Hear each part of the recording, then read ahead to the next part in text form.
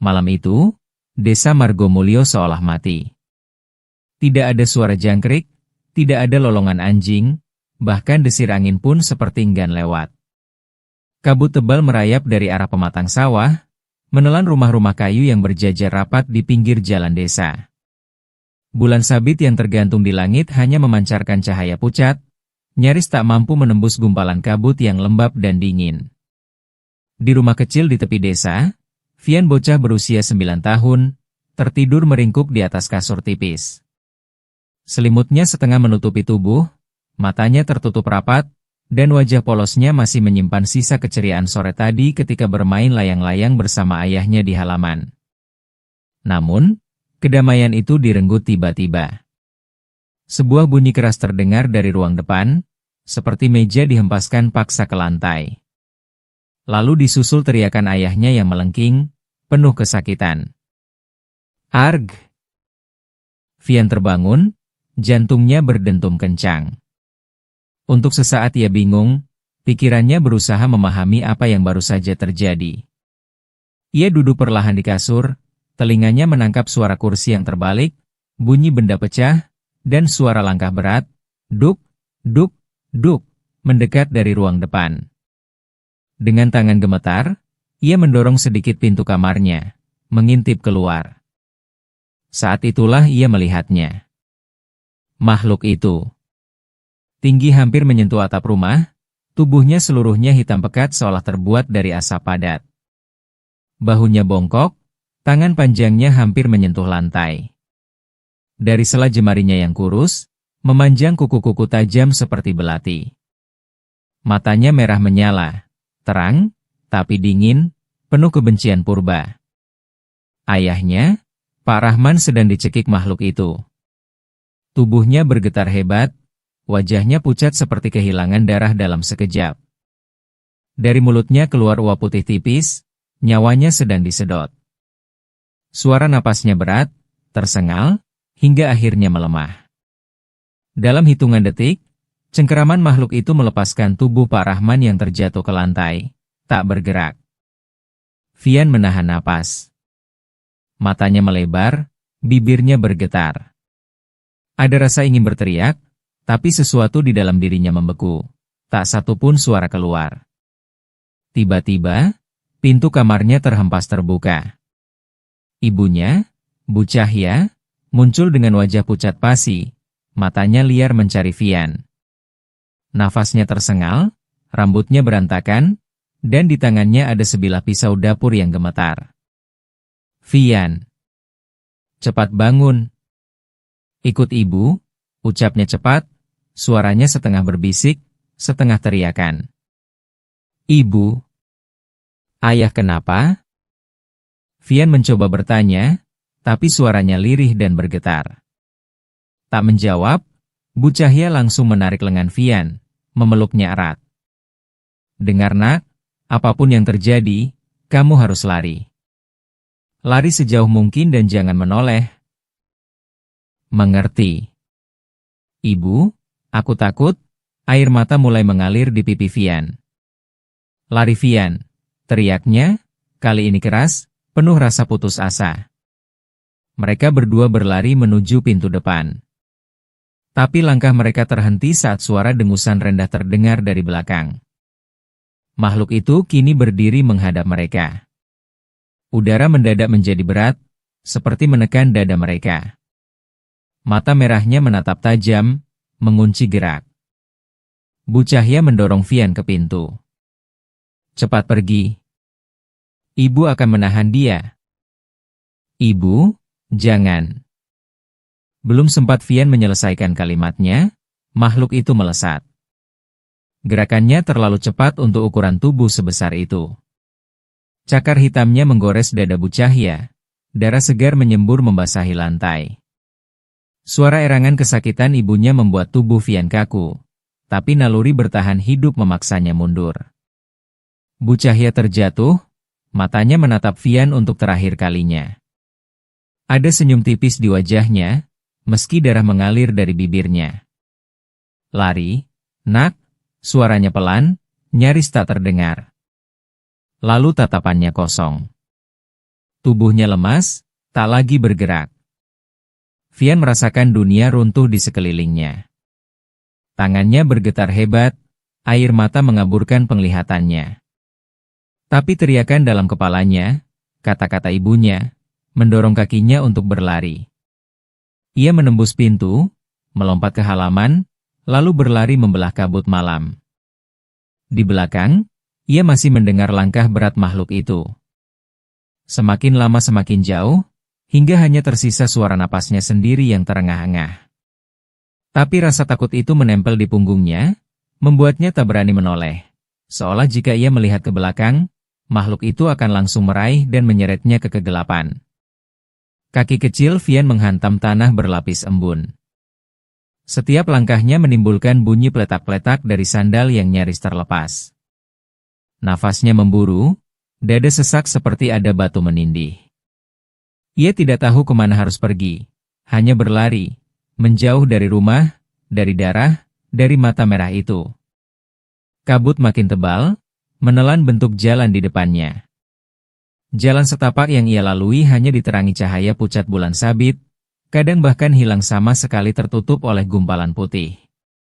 Sesekali ia menginjak batu licin atau akar pohon yang melintang, membuatnya hampir terjatuh. Di sisi kanan, hamparan sawah terbentang luas, tapi malah membuatnya seperti lautan hitam. Di antara batang padi yang bergoyang pelan, ia merasa melihat sesuatu bergerak mengikuti langkahnya. Setiap kali ia menoleh, hanya kabut dan keheningan yang terlihat, namun bulu kuduknya meremang. Tak jauh dari sawah, jalan setapak berubah menjadi jalur sempit yang masuk ke hutan kecil. Pohon-pohon kelapa dan randu menjulang seperti raksasa diam. Daun-daun bergesekan pelan, menimbulkan suara yang terasa anehnya terlalu dekat, seperti ada yang bersembunyi di baliknya. Napas Vian semakin berat. Tubuhnya mulai kehilangan tenaga, kakinya gemetar setiap kali menapak. Ketakutan yang membara di dadanya mulai berubah menjadi rasa letih yang tak tertahankan. Ia akhirnya keluar dari jalur hutan menuju persimpangan kecil di pinggir desa yang sepi. Tak ada rumah. Tak ada suara manusia. Hanya sunyi yang mencekam. Vian merosot duduk di pinggir jalan tanah itu. Lututnya terlipat, dadanya naik turun cepat, keringat bercampur air mata di wajahnya. Dalam kepalanya, bayangan wajah ibu dan ayahnya terus muncul, bercampur dengan tatapan mata merah yang mengerikan. Sekuat tenaga ia mencoba menahan matanya tetap terbuka, tapi pandangannya mulai berkunang-kunang. Dingin merayap dari ujung kaki hingga punggung. Tubuhnya bergetar, bukan hanya karena suhu malam, tapi juga karena teror yang masih menggenggam hatinya. Lalu, gelap. Semua suara menghilang. Semua bayangan lenyap. Vian pingsan di tepi jalan desa yang sunyi, tubuh kecilnya terbaring miring, seolah dunia telah benar-benar menelannya. Paginya Vian terbangun dengan napas terengah, dadanya naik turun seperti baru saja berlari jauh. Sejenak ia tak tahu di mana berada.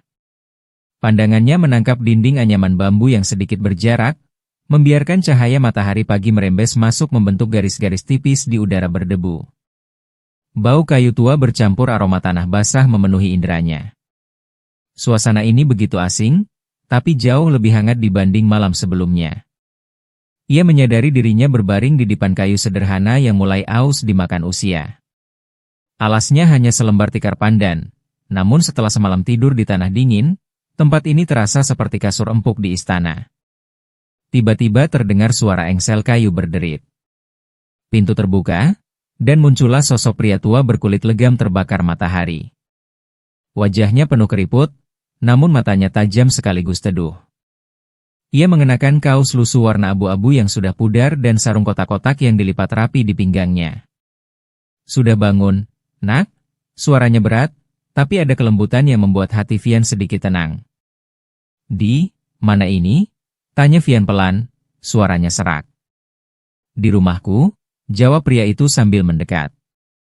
"Aku Jarwo. Orang biasa panggil aku Pak Jarwo. Semalam aku nemuin kamu pingsan di pinggir jalan. Sendirian. Badanmu dingin sekali." Untung cepat ketemu, kalau enggak, bisa-bisa. Ia menggeleng, enggan melanjutkan kalimatnya.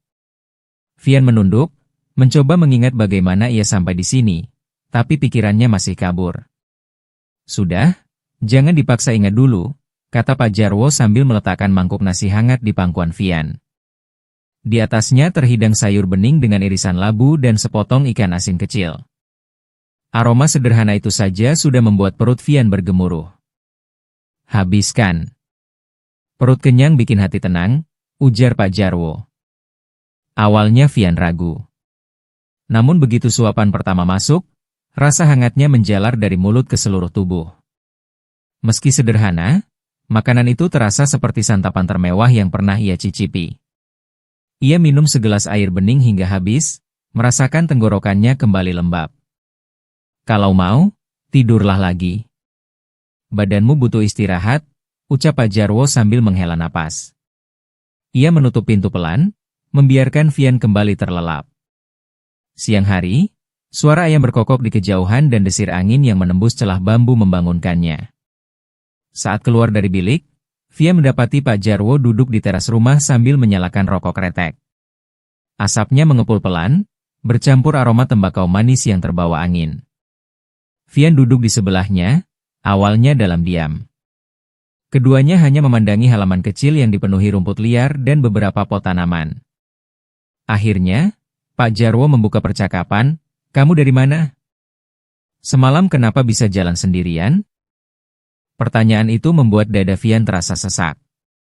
Suaranya bergetar ketika ia mulai bercerita, "Rumahku, semua, mati, Pak. Ada makhluk besar, matanya merah, bunuh ayah, bunuh ibu." Air matanya jatuh tanpa bisa ditahan. Tangannya mengepal di pangkuan, tubuhnya bergetar seperti kembali berada di malam itu.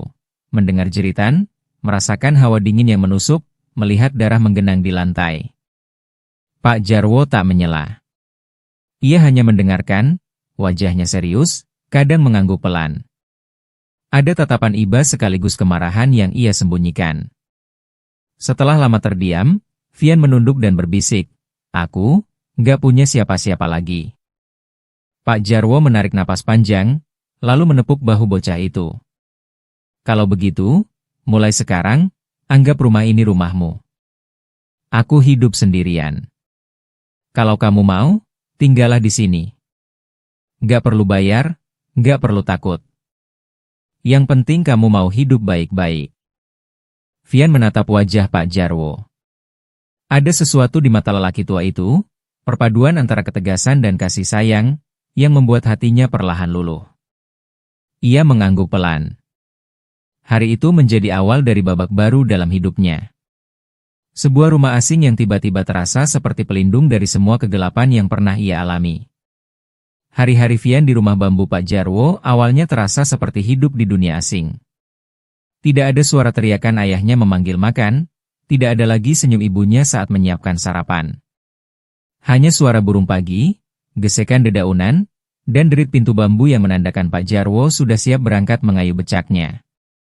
Setiap pagi, Pak Jarwo akan mengenakan kemeja lusuh dan topi caping, lalu mendorong beca tuanya keluar dari halaman. Sebelum pergi, ia selalu berkata, "Jangan lupa sarapan, Nak. Kalau haus, ambil air sumur sendiri. Rumah ini rumahmu juga." Vian biasanya akan membantu membersihkan halaman, menyapu dedaunan kering yang jatuh dari pohon mangga di depan rumah. Kadang ia duduk di tepi sumur, termenung, mendengar suara ember yang beradu dengan air. Kesunyian itu membuat pikirannya melayang, namun ia mulai terbiasa. Malam hari, rutinitas mereka berbeda. Setelah makan malam sederhana, biasanya nasi, tempe goreng, dan sayur bening, Pak Jarwo akan duduk di teras rumah. Di tangannya selalu ada mushaf Al-Quran lusuh dengan sampul hijau pudar. Vian pertama kali mendengarnya mengaji pada malam ketiga ia tinggal di sana. Suara itu merdu, tenang, dan mengalun pelan, namun setiap hurufnya terdengar jelas. Ada sesuatu di dalamnya, sebuah rasa damai yang membuat hati Vian bergetar. Awalnya Vian hanya mengintip dari celah pintu bilik, tapi rasa penasaran mendorongnya duduk di dekat Pak Jarwo pada suatu malam. Ia diam-diam menunggu ayat selesai dibaca, lalu bertanya lirih. Pak, aku boleh belajar mengaji? Pak Jarwo menoleh, senyumnya lembut. Boleh. Tapi mengaji itu butuh kesabaran. Gak boleh malas. Siap? Vian mengangguk mantap. Malam itu menjadi awal pelajaran panjang mereka. Pak Jarwo mengajarkan huruf-huruf hijaiyah dari nol. Vian mengeja dengan suara pelan, kadang salah, kadang terbalik. Setiap kesalahan dibenarkan dengan sabar. Hari berganti minggu, minggu berganti bulan. Rutinitas itu tak pernah putus. Vian mulai menguasai bacaan. Suaranya tak lagi terbata-bata. Ia mulai paham tajwid, mulai mengerti arti ayat yang ia baca. Pak Jarwo tidak hanya mengajarkan cara membaca, tetapi juga mengajarkan nilai. Tentang kesabaran Nabi Ayub, keteguhan Nabi Ibrahim, dan ketulusan hati Rasulullah. Ia sering berkata, ilmu itu bukan untuk sombong nak. Ilmu itu untuk menolong. Dan kalau suatu hari kamu dihadapkan pada kejahatan, lawanlah tanpa dendam. Bertahun-tahun berlalu. Tubuh Vian yang dulu kecil kini tumbuh tegap. Matanya teduh, suaranya sopan. Ia menjadi remaja yang dikenal baik oleh warga sekitar. Kadang anak-anak datang ke rumah untuk belajar mengaji dengannya saat Pak Jarwo sedang mengayuh becak di kota. Bagi Vian, Pak Jarwo bukan sekadar penolong. Ia adalah guru, ayah, dan sahabat. Seseorang yang mengisi kekosongan besar di hatinya sejak malam kelam itu. Namun di balik semua ketenangan yang ia temui, ada bara kecil yang terus menyala. Bara itu berasal dari malam ketika ia melihat ibunya mati di tangan makhluk hitam. Bara yang, meski tertutup doa dan ilmu, tak pernah benar-benar padam. Vian tahu, suatu hari nanti, takdir akan membawanya kembali pada malam itu. Suatu malam, hujan turun deras di desa Ngendrosari. Petir menyambar jauh di perbukitan, dan lampu minyak di rumah Pak Jarwo bergetar diterpa angin malam. Vian baru saja selesai mengaji ketika melihat gurunya duduk termenung di teras, tatapannya jauh menembus gelap. Pak, kenapa melamun? Tanya Vian sambil mengelap mushaf yang tadi mereka gunakan. Pak Jarwo tidak segera menjawab. Ia menarik napas panjang, lalu berkata pelan. Vian, sudah lama aku ingin menceritakan sesuatu. Tentang siapa aku sebenarnya. Vian mengernyit. Selama ini ia hanya mengenal Pak Jarwo sebagai tukang becak yang baik hati dan pandai mengaji. Tidak pernah terlintas pikiran bahwa pria tua ini menyimpan sesuatu yang besar. Aku, dulu bukan hanya tukang becak. Aku seorang kiai, ucapnya, suara bergetar namun mantap. Kiai Jarwo, begitu orang memanggilku. Aku memimpin sebuah pondok pesantren yang besar. Banyak orang datang, belajar agama, dan meminta tolong. Bukan hanya untuk urusan dunia, tapi juga urusan gaib. Vian mendengarkan dengan saksama. Suara hujan di atap seolah mengiringi setiap kata. Di masa itu, hampir semua dukun santet di wilayah ini takut padaku. Lanjut Pak Jarwo. Aku menumpas mereka satu persatu. Bukan untuk sombong, tapi untuk melindungi orang-orang yang mereka sakiti. Setiap malam, aku berhadapan dengan jin-jin hitam, makhluk yang dilatih untuk membunuh. Dan setiap kali aku menang, aku merasa telah melakukan kebaikan. Ia berhenti sebentar. Matanya berkaca-kaca. Sampai suatu hari, aku kehilangan segalanya. Anakku sakit keras. Aku pikir, aku akan bisa menolongnya. Tapi aku terlalu sibuk membantu orang lain. Anakku meninggal. Istriku menyalahkanku, dan tak lama kemudian, dia juga pergi menyusul. Sejak itu, aku tak lagi punya hati untuk melawan siapapun. Aku berhenti. Aku mengasingkan diri ke sini, hidup sederhana sebagai tukang becak, mencoba melupakan semuanya. Suasana terdiam. Hanya suara gemuruh langit yang terdengar. Pak, Vian menelan ludah. Kalau begitu, kenapa Bapak mau menolongku? Kenapa mau repot-repot? Pak Jarwo menatap Vian lama sekali sebelum menjawab. Karena aku melihat matamu, nak. Mata seseorang yang sudah kehilangan segalanya, seperti aku dulu. Tapi bedanya, kamu masih punya masa depan. Malam itu, di bawah cahaya lampu minyak yang redup, Pak Jarwo mengambil sebuah kitab kecil bersampul kulit dari lemari tua. Inilah ilmu hikmah. Ilmu yang dulu selalu kujaga dan tak pernah kuberikan sembarangan. Aku akan mengajarkannya padamu. Tapi satu hal, ia menatap Vian dengan sorot tajam, jangan pernah kau gunakan untuk membalas dendam. Ilmu ini hanya untuk memutus kejahatan, bukan memupuk kebencian. Vian mengangguk pelan.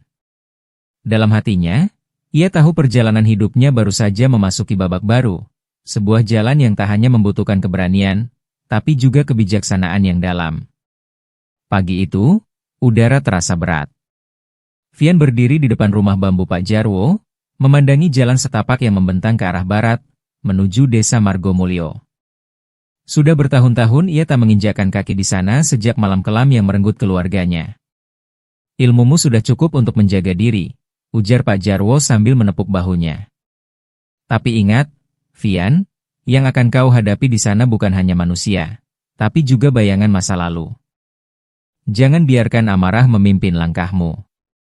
Dengan bekal doa, sedikit peralatan, dan hati yang berdebar, Vian memulai perjalanan pulang. Langkahnya mantap, tapi di dalam dada, rasa takut dan penasaran bertarung sengit. Jalan menuju Margomulyo dipenuhi pemandangan yang dulu terasa akrab, sawah menguning, pohon randu raksasa, dan sungai kecil yang dulu sering ia lewati bersama ayahnya. Namun saat memasuki gerbang desa, ia langsung merasakan perbedaan. Suasana sunyi. Terlalu sunyi. Banyak rumah tertutup rapat, pintu dan jendelanya terkunci seperti tak berpenghuni. Beberapa atap rumah sudah lapuk, halaman dipenuhi rumput liar. Tak ada anak-anak bermain di jalanan, tak ada suara ayam berkokok atau anjing menggonggong. Angin yang berhembus membawa aroma tanah lembab bercampur bau apak, seakan desa ini sedang sakit. Vian berjalan menuju rumah lamanya. Langkahnya melambat saat melihat bentuk yang dulu begitu akrab kini nyaris tak dikenali. Dindingnya miring, atapnya bolong di sana-sini. Pintu terayun sedikit, mengeluarkan bunyi berderit pelan setiap kali angin lewat. Ia masuk perlahan. Cahaya matahari menembus celah-celah atap, menyoroti debu yang menari di udara. Dan di sudut ruang tamu, ia melihatnya.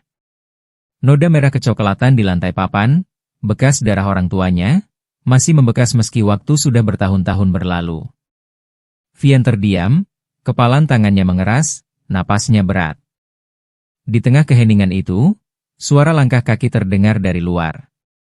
Seorang pria tua lewat sambil mendorong sepeda. Ia melirik Vian, lalu berhenti. Kamu siapa? Aku Vian. Vian? Vian anaknya Cahya? Vian mengangguk pelan. Pria itu menelan ludah, lalu mendekat. Hati-hati di sini nak. Sekarang desa ini, sudah dipegang sama Pak Marco. Dia makin kaya, makin berkuasa. Banyak orang takut padanya. Jangan sembarangan bicara, bisa-bisa hilang tanpa jejak. Nama itu membuat darah Vian berdesir. Pak Marco, orang yang dulu memerintahkan pembantaian keluarganya. Kini ia bukan hanya masih hidup, tapi juga lebih kuat dari sebelumnya.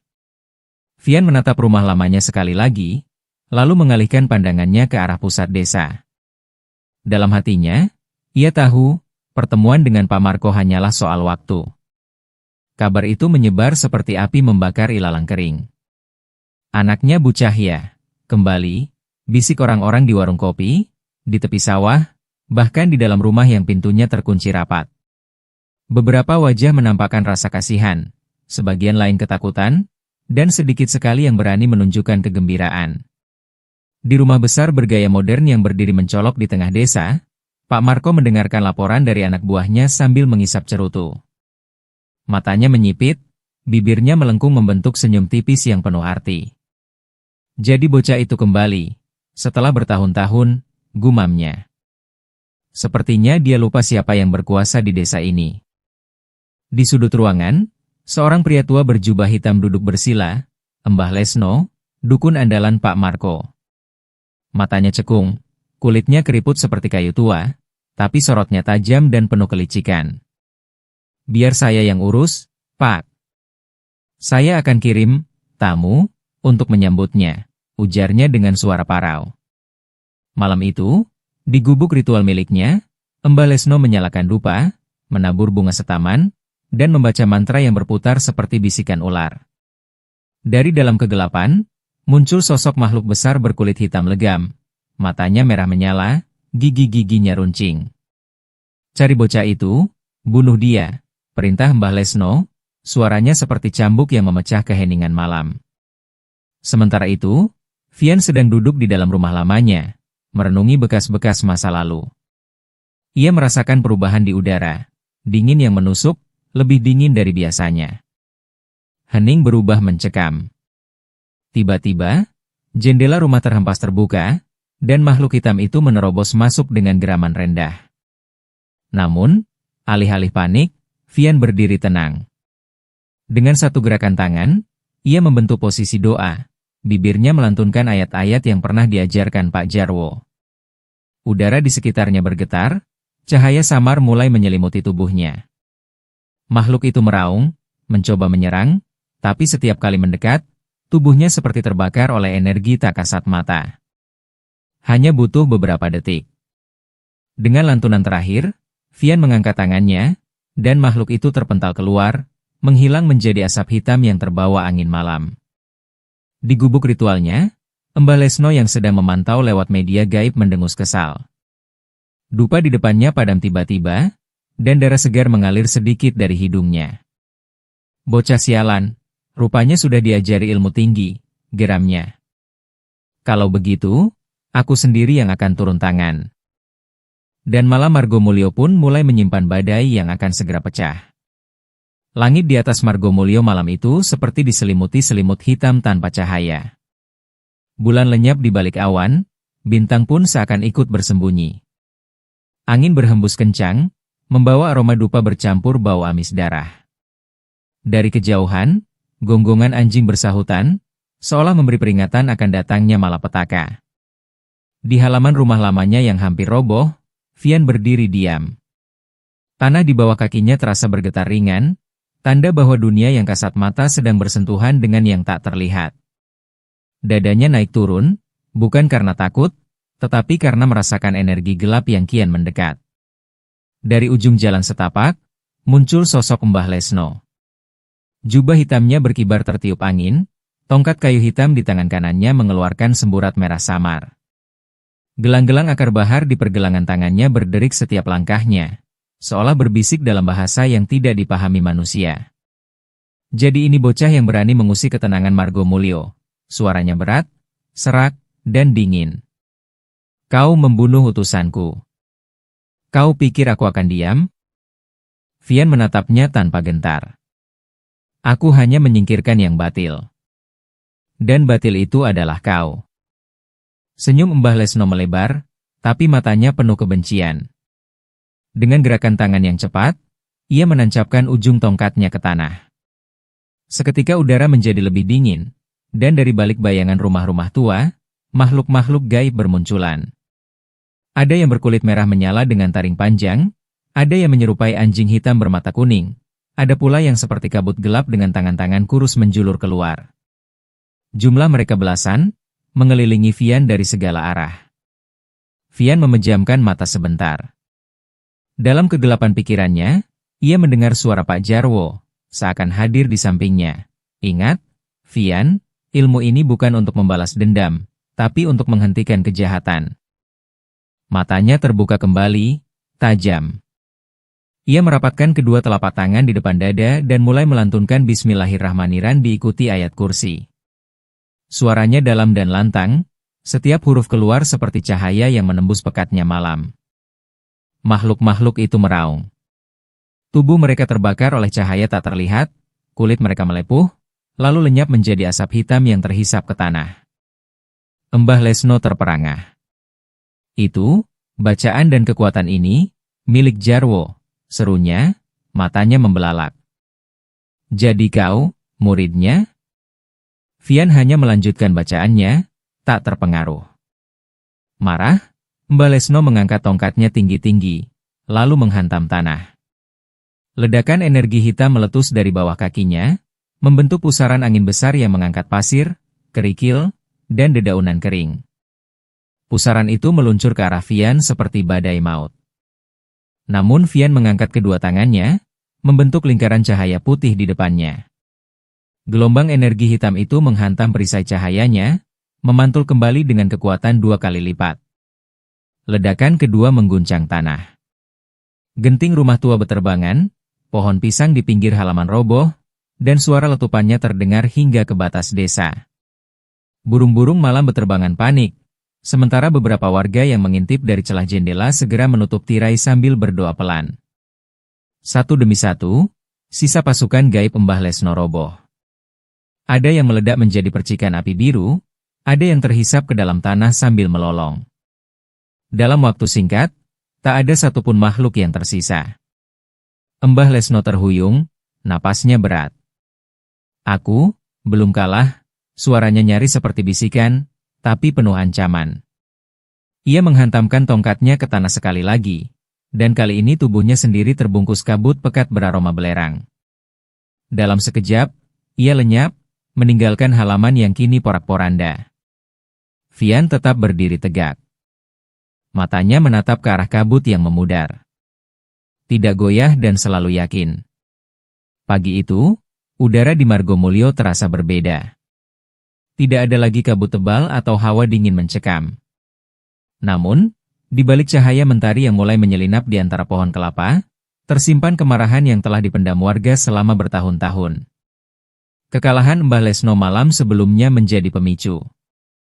Seluruh penjuru desa mulai bergema kabar bahwa kekuatan gelap yang selama ini melindungi Pak Marko telah tumbang. Lelaki yang dulu berjalan dengan dada membusung, kini terkulai lemah di ranjangnya. Wajahnya pucat, matanya cekung, dan kulitnya seperti kehilangan nyawa sebelum benar-benar mati. Tak butuh waktu lama, amarah warga yang terpendam berubah menjadi keberanian.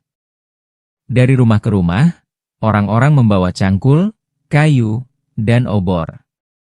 Mereka tak lagi berbisik-bisik, tak lagi takut akan pembalasan gaib. Kali ini, mereka bergerak sebagai satu kesatuan, bagai banjir yang tak bisa dibendung. Rumah besar Pak Marko berdiri di tengah lahan luas, dikelilingi pagar kayu tinggi. Namun pagi itu, pagar itu hanya jadi hiasan tak berguna. Warga mendobraknya sambil berteriak. Cukup sudah penderitaan kita. Bayar semua darah yang kau tumpahkan, Marko. Di dalam rumah, Pak Marko mencoba bangkit, tapi tubuhnya goyah. Istrinya meraung, anak-anaknya bersembunyi di pojok ruangan. Namun wajah para warga yang masuk membawa api tidak mengenal belas kasihan. Vian berdiri agak jauh dari kerumunan, di bawah pohon kelapa, mengamati dari kejauhan. Dadanya terasa berat, bukan karena ragu, tapi karena mengingat pesan Pak Jarwo, ilmu ini bukan untuk membalas dendam, tapi untuk memutus rantai kejahatan. Seorang lelaki tua, yang dulunya pernah kehilangan anak karena ulah Pak Marko, menyalakan obor besar dan melemparkannya ke dinding rumah. Dalam hitungan detik, api menjalar cepat.